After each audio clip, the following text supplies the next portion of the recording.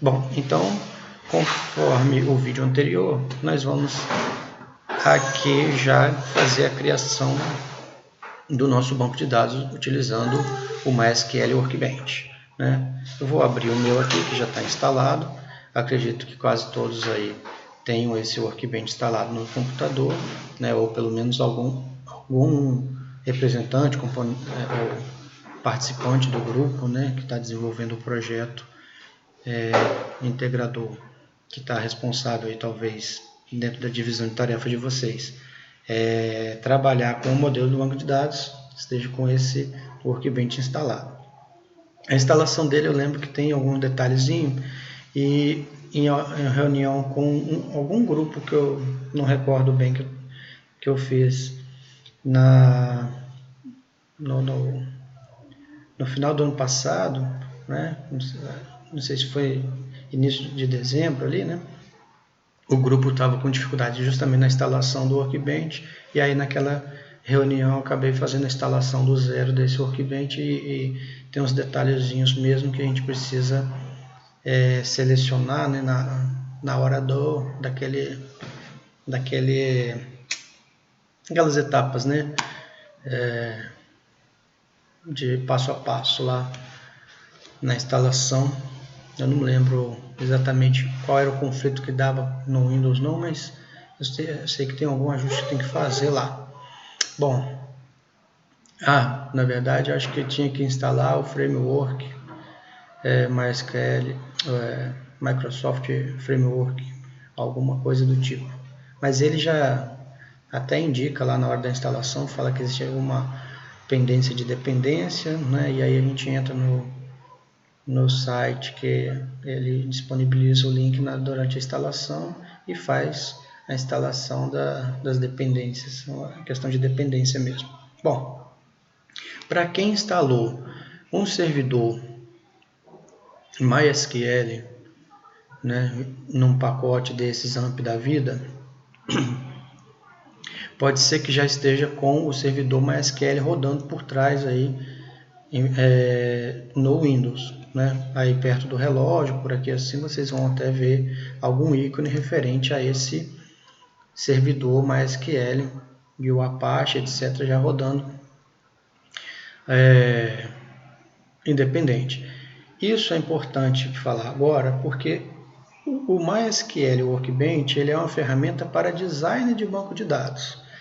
Ele não é necessariamente um servidor MySQL, né? Ele é uma ferramenta que vai auxiliar vocês na criação, né, do banco de dados físico a partir de modelos, e depois esse script ele vai ser rodado no seu servidor MySQL para então tornar físico, né, o seu banco de dados.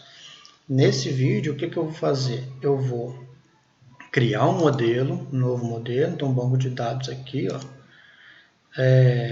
Quando eu for trabalhar com o banco de dados, eu vou conectar ele ao meu servidor MySQL, que no meu caso eu vou utilizar o USB Web Server, tá? Então eu vou até aqui, ó, para quem não tem esse USB Web Server e a partir desse vídeo tem interesse de utilizar, vem aqui no Google, bota lá USB Web Server. Aí nessa segunda ocorrência aqui, ó, a gente já tem um link que é melhor para fazer o download dele. Nessas opções, vocês vão vir nessa segunda opção, que é uma versão atualizada aí com PHP 7.1.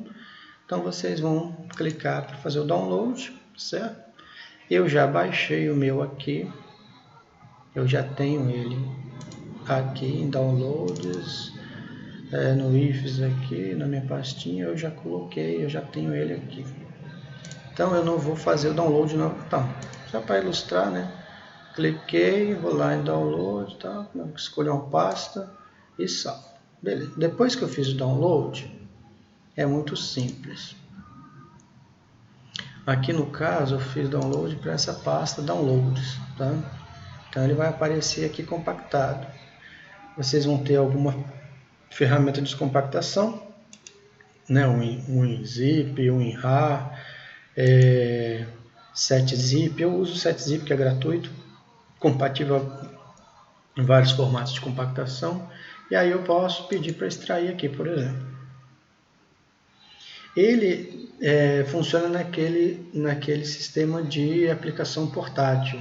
Na verdade, não preciso instalar, por isso que eu gosto dele, né? Porque para aulas, né, ele me ajuda muito. Eu não sobrecarrego muito o meu computador fazendo muitas instalações de aplicativo que depois vão acabar gerando conflitos. Se algum de vocês aí já tem um servidor MySQL instalado, muito provavelmente o MySQL que foi instalado, ele já está alocando uma porta no seu computador, que é justamente a porta padrão. Aqui eu vou abrir esse USB Web Server para mostrar. Ó, não instalei nada, certo?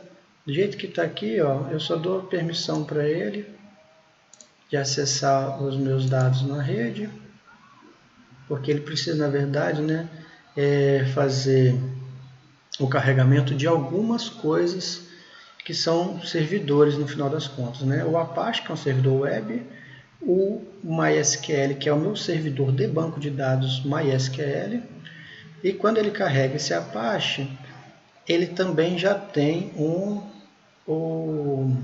a extensão para PHP. Então esse meu servidor Apache, na verdade, já vai me dar suporte a aplicações PHP localmente. Então, eu vindo aqui no meu navegador e colocando aqui localhost, eu estou acessando meu servidor local, da minha máquina, né? E aí, ó, aquele USB Web Service que eu acabei de executar lá, ele já iniciou o servidor local para mim, PHP. Tá legal. Se eu coloco aqui ainda /php myadmin, dentro da pasta daquele servidor USB Web Service, né, eu tenho aqui, ó, o PHP myadmin, que é, na verdade, uma aplicação web para manipulação de banco de dados, que é o meu banco de dados MySQL. Tá certo? Então aqui ficou até fácil de fazer alguns testes.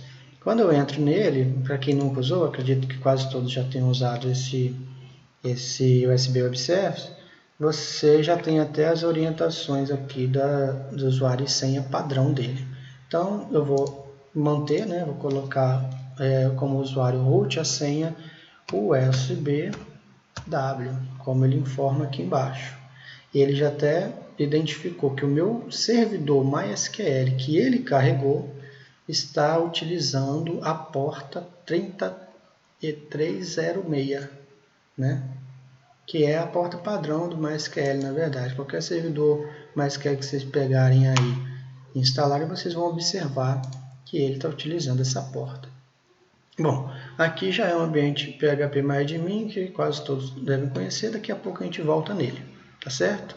Por enquanto eu vou deixar aqui e vou voltar lá no Workbench para a gente criar o nosso modelinho de banco para os nossos experimentos com CRUD, que vão ser as nossas atividades da semana.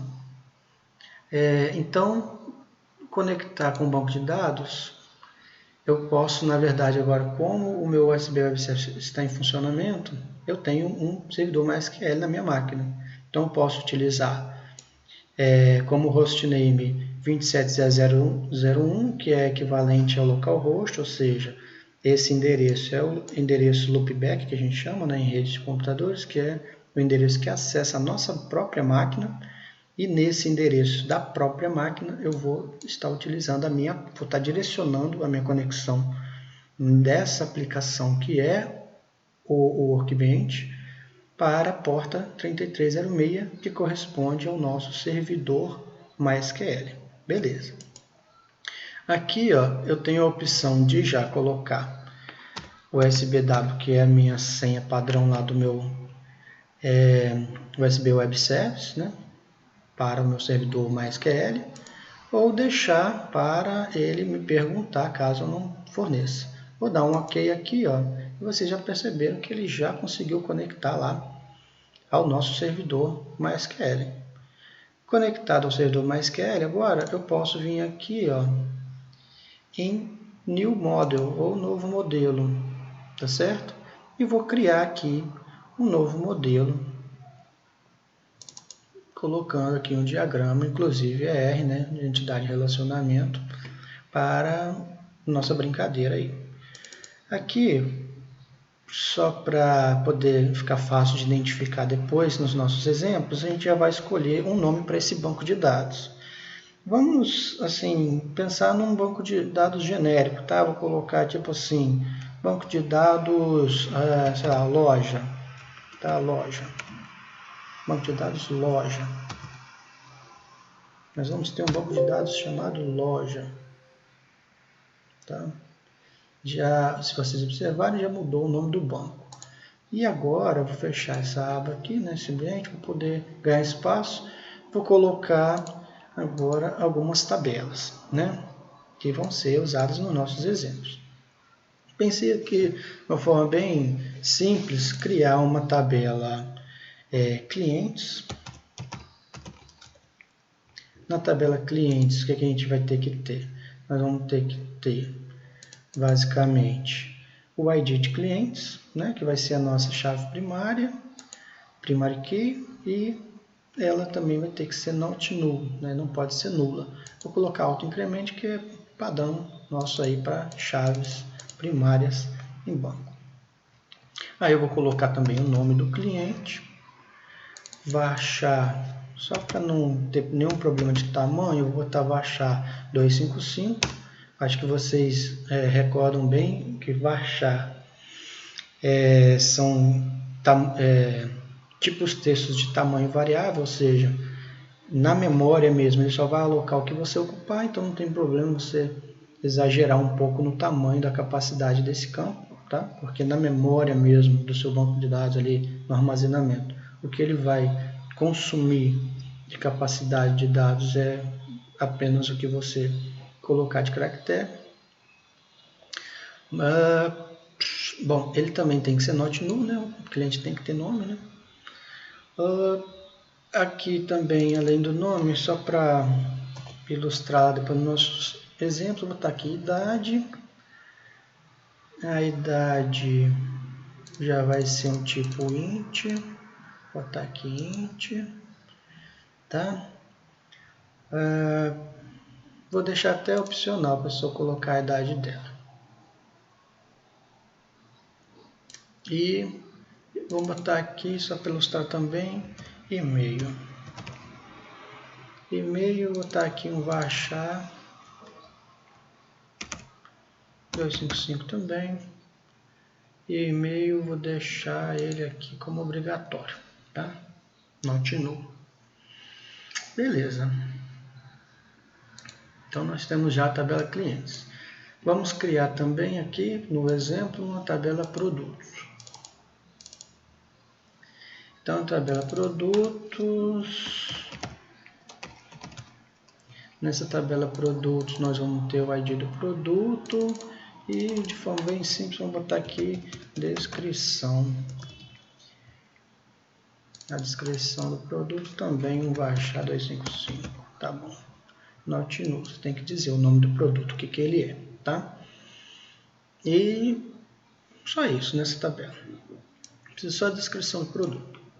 Aí, pensando já numa opção de modelo, que eu acho que alguns dos projetos que vocês estão desenvolvendo, algum modelo, provavelmente deve ter caído nessa situação, e aí eu vou aproveitar para ilustrar essa situação, imaginando um cenário, né? Vamos supor que eu esteja então criando um banco de dados para uma loja. Essa loja vai ter clientes, produtos, os clientes vão realizar compras, né, desses produtos. Nessas compras, essas compras podem ter valores variados, né? Depende, para segunda-feira, produto X estava custando R$100. Na terça-feira, o produto X já estava custando 150. Quer dizer, quem comprou na segunda-feira, comprou por R$100. Quem comprou na terça-feira, comprou por R$150. Isso precisa estar de alguma forma registrado para que eu consiga depois acessar esses dados. Se eu penso aqui, por exemplo, em produto, colocar o valor do produto, eu vou me lascar. Porque se na segunda-feira era R$100, para colocar esse produto valendo R$150 na terça-feira, eu vou ter que alterar a propriedade do produto, falando que o valor do produto é uma propriedade do produto fixa, tipo isso, né?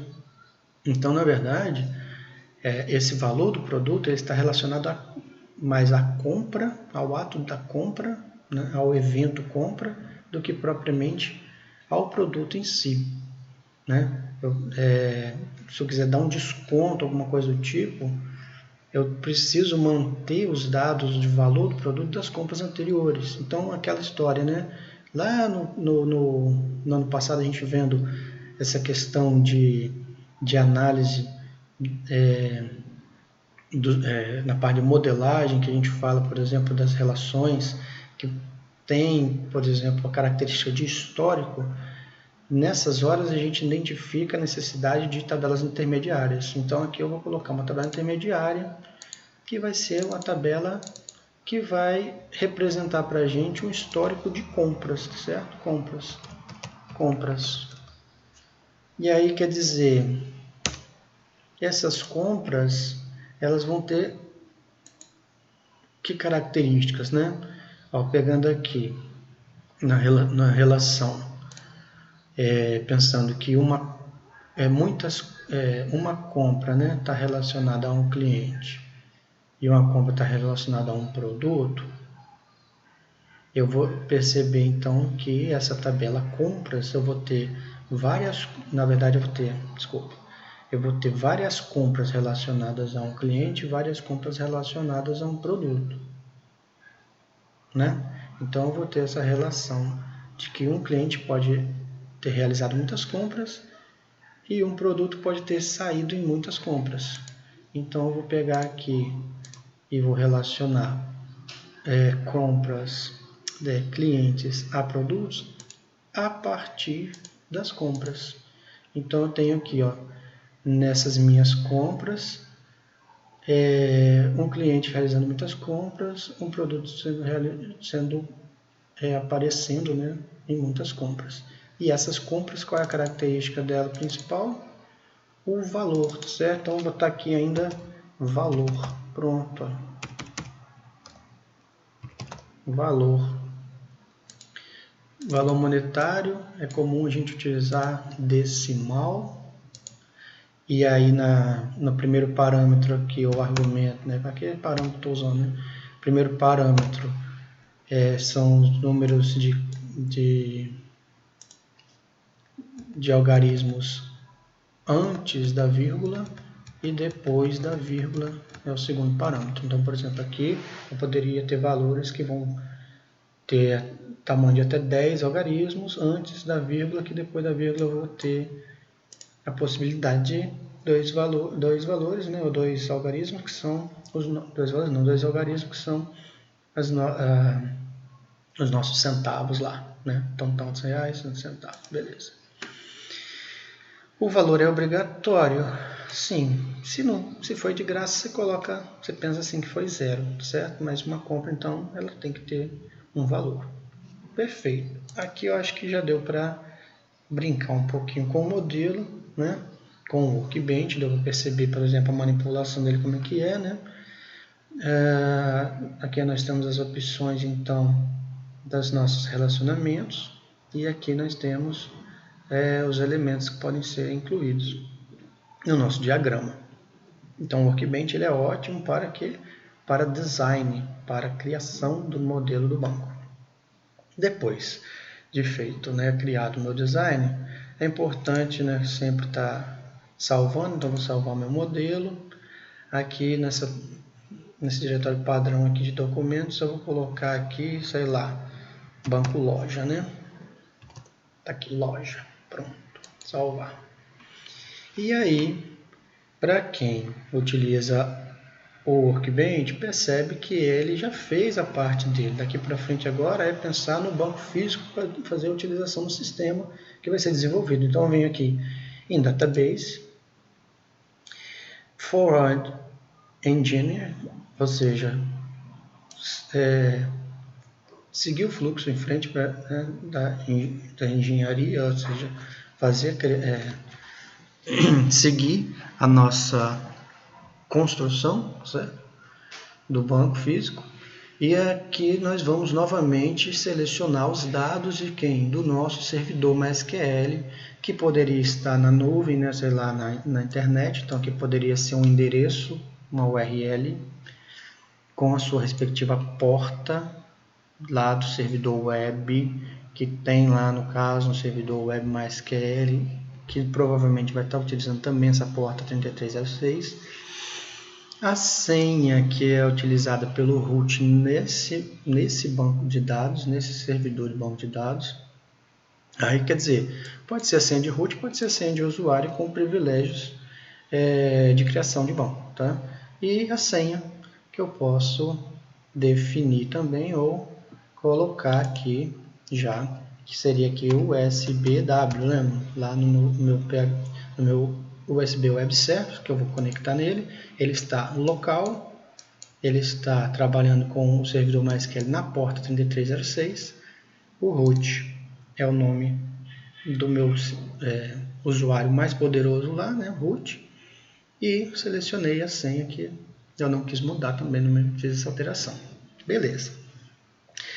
Se vocês observarem também, para quem já tem um servidor MySQL rodando e queira utilizar o USB Web Service para seguir esses nossos exemplos, é possível lá na hora de startar o USB Web Service.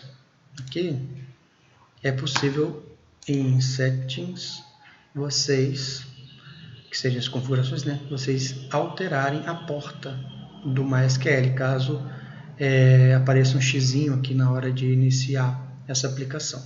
Né? Porque quando ele der o xizinho, você pode ter certeza que vai ser conflito de porta. Aí você, ao invés de 06, você coloca, sei lá, 07, 3307, por exemplo. Então, mudou lá, só lembrar de mudar aqui. Então, agora é Next. Nessa parte, para esse nosso modelo específico, para evitar conflito, problemas, até conversões do servidor MySQL, às vezes que não dá suporte a alguns recursos, né? Para simplificar aqui, eu aconselho deixar aqui, ó, marcado, tipo, vamos fugir da criação de chaves estrangeiras, caso dê algum erro, algum problema. E a indexação desses índices também, tá certo? E para ficar ainda melhor, porque costuma realmente dar algum tipo de tilt nessas gerações de índice, quando a gente cria o banco todo de uma vez, né, por um único script, vale a pena também deixar para, depois que criadas as tabelas, o script vir criando as indexações. Então, vou deixar para gerar separadamente os índices das nossas tabelas criadas. Tá certo? Aqui é opcional também, mas eu acho que se você não estiver utilizando ou criando um banco, né, de teste ou um banco pela primeira vez, tudo bem, mas no nosso caso, que o nosso banco vai estar vazio mesmo, eu recomendo aqui, ó, dar um drop nos objetos e gerar, assim, excluir as tabelas, né, que estão lá previamente no banco antes de criar essas tabelas que a gente eventualmente criou. Vamos supor que seja uma atualização de estrutura no banco e eu não tenha preocupação com dados que estão lá. Agora, se você tiver preocupação com os dados que estão lá, aí você já não pode dropar essas tabelas. Vocês vão ter que realizar os alter tables nas tabelas, né? Então, next.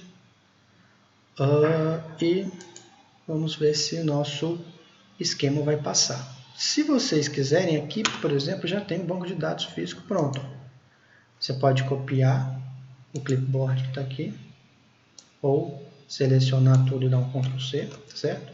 Aí você vai lá no seu servidor MySQL com um console, pode ser até via terminal. Eu vi que alguns alunos já estão utilizando o MySQL via terminal, eu vou acabar utilizando aqui tudo por interface gráfica mesmo, tá? Mas no terminal você fez lá que use database, entrou no banco, quer fazer lá seus ajustes no banco, você pode copiar esse script e colocar lá como uma execução de SQL e mandar executar, certo? Aqui eu vou dar um next e mandei já criar o nosso banco direto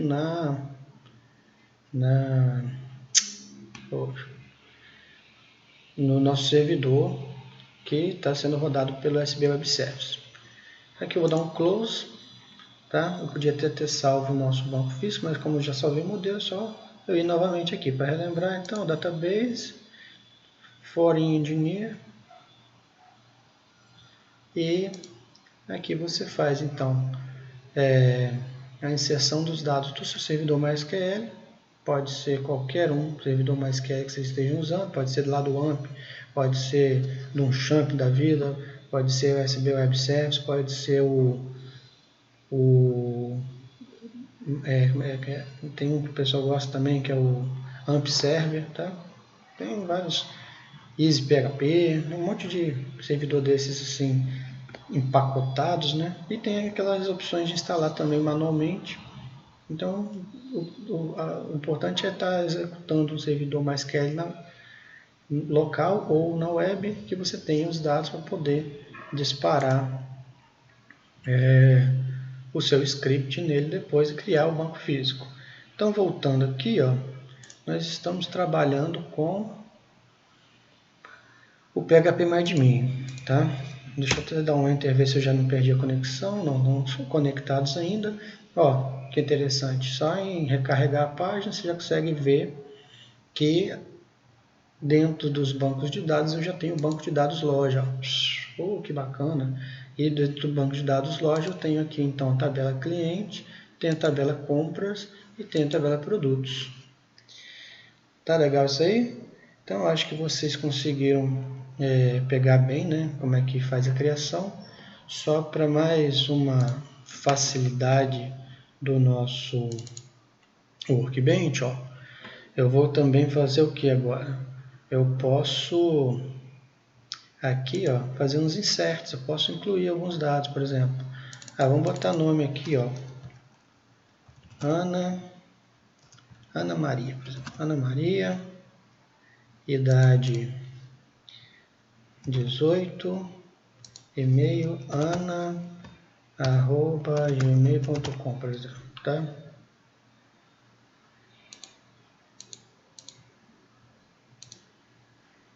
Aqui era para ser auto-incremente, né? Ou na hora que eu terminar ele deve incrementar. Vamos botar aqui agora Pedro Dias, sei lá. O Pedro tem 25 anos. Vou botar lá. Pedro@gmail.com.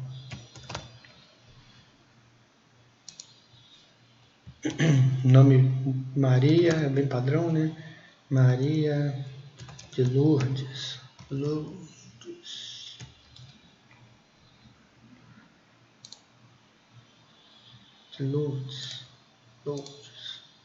Maria de Lourdes.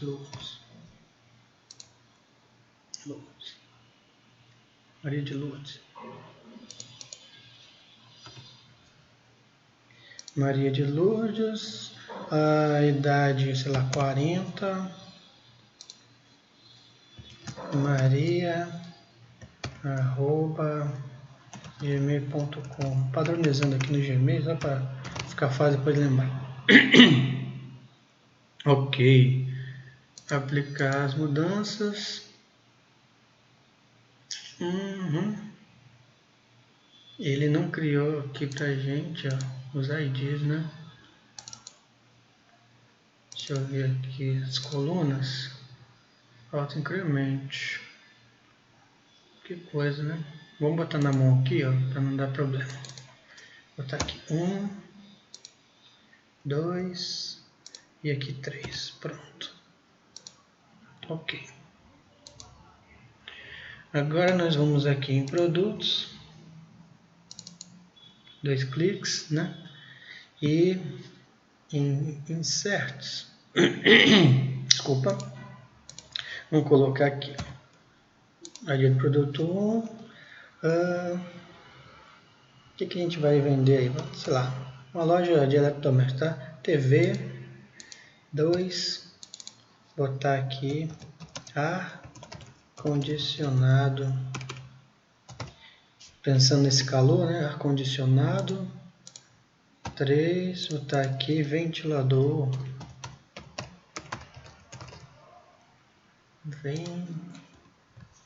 ventilador. Bom, se vocês quiserem, no caso, né, adiantar um pouco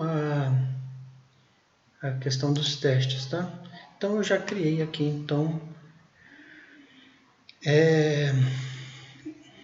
esses dados direto no Workbench também, no nosso modelo.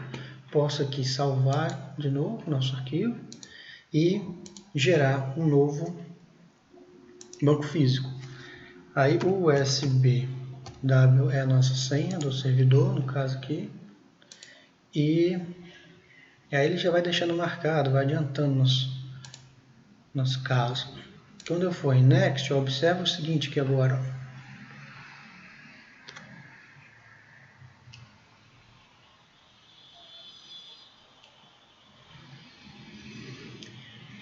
Deixa eu voltar aqui. Exportar. MySQL View não. Line não. Objetos.